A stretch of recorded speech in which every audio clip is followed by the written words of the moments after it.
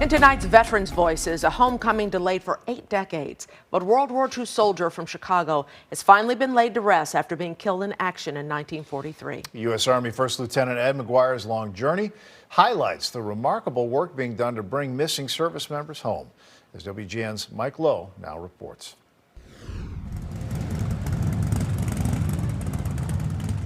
It was Thomas Wolfe who said, "You can never go home again."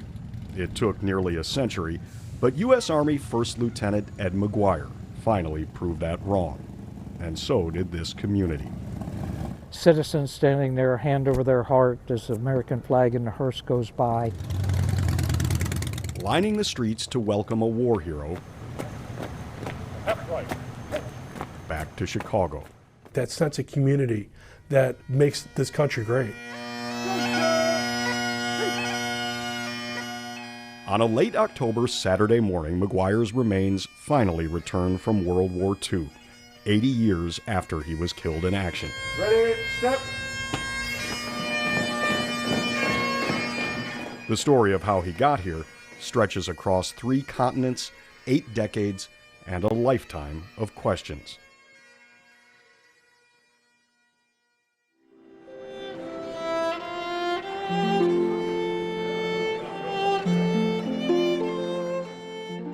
At Most Holy Redeemer Parish in Evergreen Park, distant relatives gathered for what was simultaneously a long-awaited welcome and a final farewell, passing by the portrait of a 22-year-old.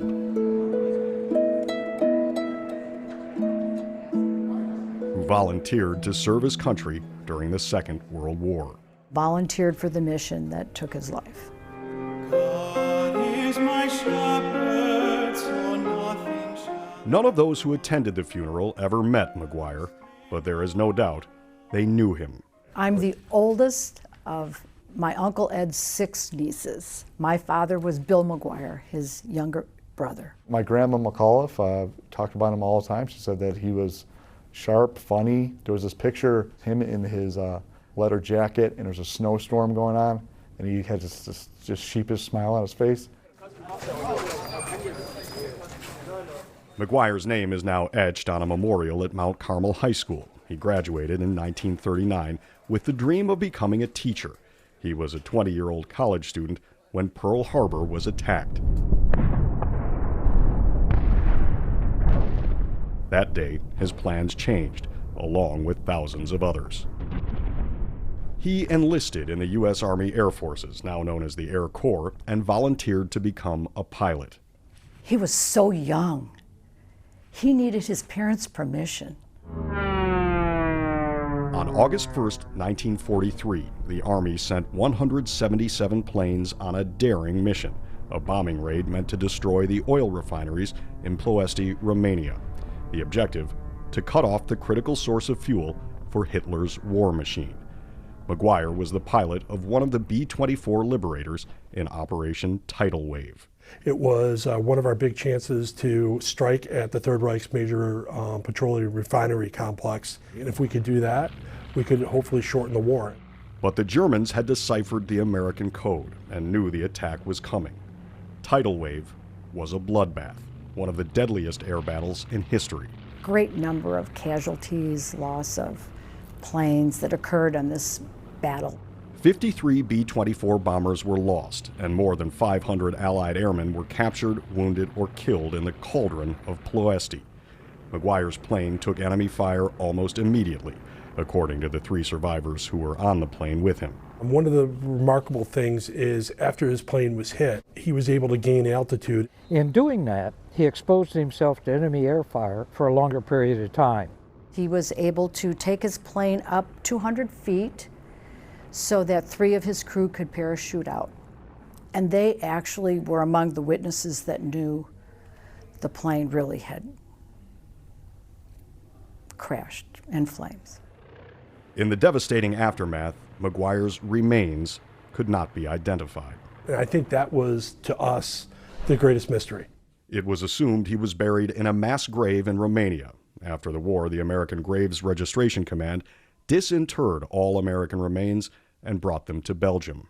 There was never any know the remains. And I think that's what ached at my grandmother very much, not knowing what happened to her brother. Was there always kind of the question mark there? We don't Yes. know what happened? Yeah, we didn't know. What was it like all these years not actually knowing where his remains were? Well, we always knew he was in heaven. And the fact that he was overseas was a sadness, but probably something after a number of years we would have accepted. But the Army wouldn't accept that. In 2017, the Defense POW MIA Accounting Agency began exhuming the unknown soldiers so forensic investigators could attempt to identify them. Lieutenant McGuire is part of a disinterment. Dr. Carrie Brown The hat is just amazing. is a forensic anthropologist at an Air Force base just outside of Omaha, Nebraska, where she manages one of the nation's 3 accounting agency labs. We use multiple lines of evidence to confirm that ID to the exclusion of all other reasonable possibilities. She is part of a team of scientists, historians, and detectives testing DNA, examining x-rays, dental records, So this is a portion of map. even fragments of maps, medallions, and military uniforms. This is really amazing. So this is recovered underwater. So the preservation is quite phenomenal, but you actually have a rank insignia still on this cap. Sometimes if there's only one first lieutenant and everyone else is a second lieutenant, you might be able to actually tie that back to a specific person based on the rank. To identify the remains of some of the 73,000 service members still missing in action. She helped identify McGuire's remains. So in this case, we know when and where Operation Tidal Wave occurred. We're using dental records of the service members to compare to teeth that we have in the lab. As we make ready his resting place. In June, Mary Lynn McGuire Clark received a phone call from the Defense Department.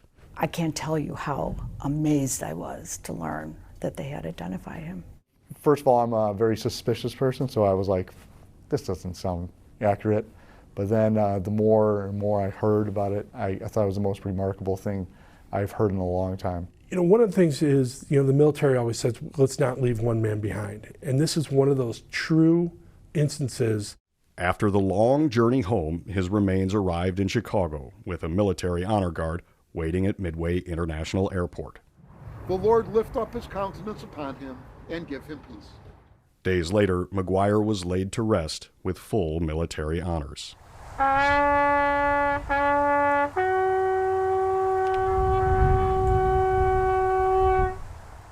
At the funeral, the Army presented McGuire's family with the Purple Heart. My uncle was a hero among heroes. This war hero is not in Arlington Cemetery for a reason. His father Timothy and his mother Delia bought a plot for him next to theirs so he could be with them in eternal life. They had their headstone engraved for him too. Killed in action, Ploiești, Romania.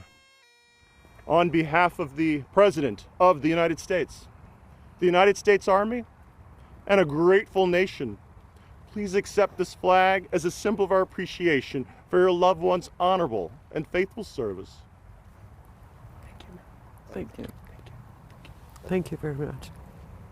McGuire's relatives are now scattered from Florida to Missouri and even Ireland. Whoever said you can't go home again never met this family and never knew Ed McGuire. The Army brought our uncle home, and he has brought our family home. At Holy Sepulchre Cemetery in Alsip, Mike Lowe, WGN News. Astonishing. Dr. Carrie Brown emphasized to us that the United States is the only nation in the world that goes to such lengths to identify its missing soldiers. We'll be sharing inspiring stories of more Chicago veterans all week on the WGN News at 6, and then join WGN's Sean Lewis for our Veterans Voices special this Saturday, Veterans Day, at 6:30 p.m.